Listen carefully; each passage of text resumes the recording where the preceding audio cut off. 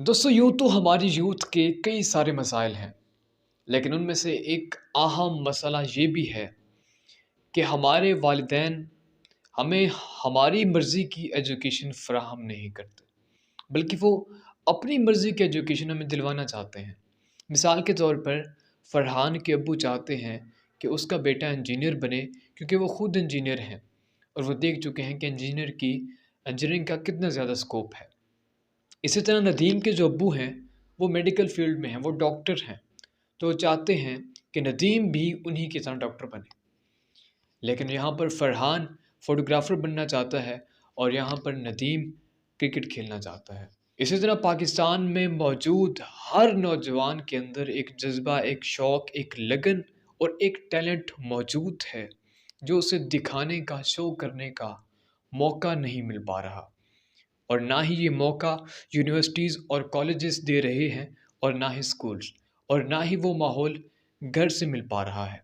Marks का pressure नौजवान की पूरी ज़िंदगी को डिप्रेशन में मुब्तला कर चुका है।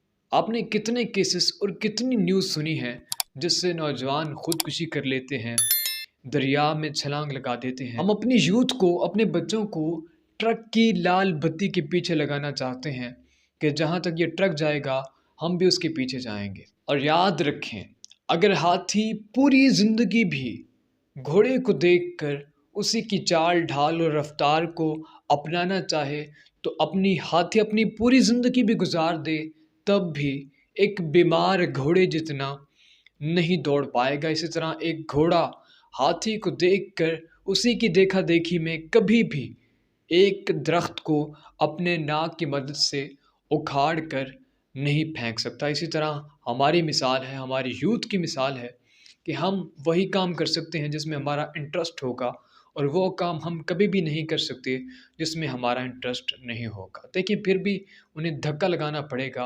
उन पर ज़बरदस्ती करनी पड़ेगी। और अगर वो इंजीनियर बन भी गए या मेडिकल फील्ड में चले भी गए, रिफ़ायती शोबे हैं हमारे, तो फिर भी ना हो वो अच्छे डॉक्टर बन सकेंगे और ना ही वो अच्छे इंजीनियर्स बन सकेंगे। तो खुदारा अपने यूथ को डिप्रेशन से बाहर निकालें, उनको उनके ख्वाब पूरे करने दें। मैं चाहता हूँ कि तमाम वालिदैन को थ्री इडियट मूवी ज़रूर देखनी चाहिए और तमाम स्टूडेंट्स अपने वालिदैन को वो मूवी ज़रूर दिखाएँ, ताकि पाकिस्तान में एक पॉजिटिव वाइब आए, ताकि पाकिस्तान अपने यूथ को यूटिलाइज़ कर सके अपने मफाद के लिए।